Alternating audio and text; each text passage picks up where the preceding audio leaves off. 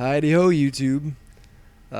So I had quite a few people ask me questions about ODST, about what the game is all about, and in particular what the firefight mode is all about. Ever since I posted that one firefight video, and I labeled it "Firefight equals better than Nazi zombies," and I meant it at the time too. And I wasn't ragging on Call of Duty World at War or Nazi zombies. But firefight, in my opinion, is much better. It's just So I'll just jump right into it. I'm a little out of it right now. Truthfully, I shouldn't be doing commentary because it's been a long weekend. I'm planning a move right now. Me and Julia are moving in together, getting an apartment in the city. And we've been planning this for, 4 months now. And then a couple months ago, we finally put a date on it for November 1st. So basically the last 3 to 4 weekends, I honestly don't know. I've been going down to her place in San Francisco. She's living with her folks right now in the city while she's going to grad school.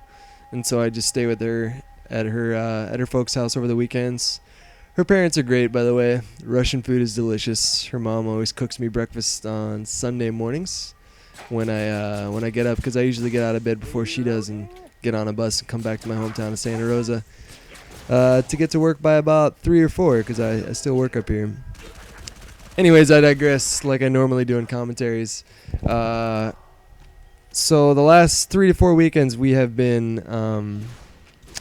been walking around all of San Francisco dropping off resumes and looking at apartments, and we finally found an apartment this weekend, signed the lease on it, credit check came back on Monday, and we are good to go. She's just got to pick up the key 4 days before we move in, which is going to be the 17th of October, which is coming up in a couple weeks here. And I finally just now got a job too. So I got a job and an apartment waiting for me in San Francisco. And I'm tired. I'm physically drained. I just got back from a really long shift tonight.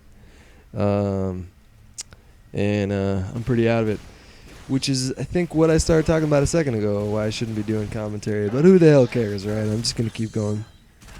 Oh, by the way, I'm going to put a little link in the description of this video to my email address for PayPal. And if anybody wants to donate like a buck or two, I don't get paid to do this channel. YouTube doesn't pay me. The only money that I've ever received has been from donations from you guys a few months before when I asked for it. And I'm not going to make a video specifically asking for donations or anything like that. But, I might put it in the descriptions of videos from now on. If you want to donate a buck or two, if you like the videos, if you want to kind of support me a little bit. I'm not poor. I'll do just fine without the money. I don't feel any sense of entitlement to the money. I don't feel like I earn it more than anybody else that works 9 to 5 or anything like that. But I do put a lot of work into this channel. I won't lie to you and tell you that it's not fun, because I do have fun with the channel. But I do kind of at this point feel like I owe it to you guys and owe it to everybody that subscribed, just because the channel got so big, to try and upload as many videos as I can, which can be pretty draining. Like the new channel, Watch This Top 5, the Top 5 plays, that's been particularly draining. A lot of time and energy has gone into that lately. But anyways, I won't go on about some sob story about my life or anything. If you guys want to donate like a buck or two, 5 or whatever, the email address is going to be in the description of the video, and that's my pitch on that. So I'm going to start talking about ODST. So COD 4, right? I'm pretty much done with COD 4. In fact, I am done with COD 4. I've finally gotten to a point where I have absolutely no desire to play that game whatsoever. No, it's not because it's a bad game. It's not because it's flawed. It's not because it has balance issues. I love that game. I always will love that game. I've probably had the most fun with that game more than any other game, and that's saying a lot because I'm old school. I used to play games like Mario, and I used to play games like Street Fighter 2. I used to play games like Frogger on the Atari. Nintendo 64, WCW versus NWO, WWE WrestleMania 2000. WWF No Mercy, all those games. I mean, I've logged in countless hours. There's a nice little Kilimanjaro, if you guys didn't see that. I've logged in countless hours on many games. I am a gamer in every respect of the word. But Call of Duty, I think I might have logged the most amount of hours into that game. And I'm just kind of done with it. So the day that ODST came out, I was playing Halo 3, and I was in a party with the Team Custom Games guys, or the TCG guys. You might remember them from the Halo montage that I posted on Friday, I believe, or Saturday. Those are the TCG guys. And they were all telling me, go get ODST, go get ODST. I said, nah, I don't really want to. I don't really have the money to be spending on a game that I probably won't play that much. And they said, no, you don't understand. It's awesome. You need to go get it. I said, nah, I really don't want to spend the money. They said, well, why don't you trade in some games? And I looked on my shelf, and I saw about 4 to 5 games that I'd never, ever play anymore at all. I saw World at War. I saw Grand Theft Auto 4. I saw Forza 2, Marvel Ultimate Alliance. I can't talk because I'm kind of tired. And there was one more game. What game was it? The Orange Box. I bought that for Portal, and I beat Portal. And after that, I didn't really have a whole lot of interest in Half-Life 2 or Team Fortress or anything like that. So I traded in those 5 games, took them down to GameStop, and I got ODST and BioShock. I'll be playing BioShock probably in the next week because that's been on the backlog. That's a game that I've been wanting to play for a while. But ODST was one of the biggest surprises that I've ever had in gaming because I love this game. I think it's great. It has a $60 price point, and which a lot of people are complaining about because the campaign itself is only about 3.5 hours. I played through the entire thing cooperatively on Legendary with people that had already beaten the game, and they knew where they were going and everything, so the whole thing was streamlined. We probably actually beat the game in about 2.5 hours.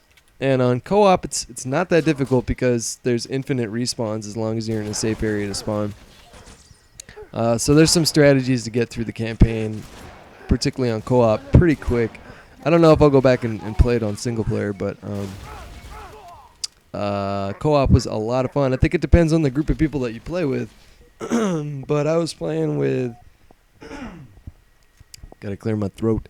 I was playing with optichutch, who is a cool guy but can be annoying as shit at times. Mike, I'm sorry. I love you, but you're 16 and you scream a lot sometimes. And I was also playing with Trump, and I was also playing with Johnny Rogue, who's a very chill guy. Yeah, so we beat the campaign pretty quick, and then we quickly moved on to well, not we, but I mean, I played Firefight on pretty much every map at this point, on almost every difficulty. This is on this particular map. I'm playing by myself on Legendary on Alpha Site, and you know, what I want to say about Firefight and why I think it's better than Nazi Zombies is because you're not as enclosed. I mean, you're not really enclosed at all besides the edge of the map. You don't have to buy doors or anything like that. You start off with 2 weapons, either the Silence Pistol or the Silence SMG. And you have a huge variety of guns, of enemies. The AI is actually pretty intelligent, especially on Legendary. They will dodge your grenades. They will... Yeah, no, I'm really impressed with this game type, and especially on like some of the bigger maps, like what I showed you before with the Firefight video, where you have warthogs and tanks that you have to take out, and Spartan lasers and rockets. Again, I think it depends on who you play with, but you know, if you get the right crowd going, it's a blast. It is a lot of fun. And I'm normally, you know, I haven't really had a lot of interest in cooperative games or single-player campaigns, but this is when I pick up the sniper and absolutely fail with it.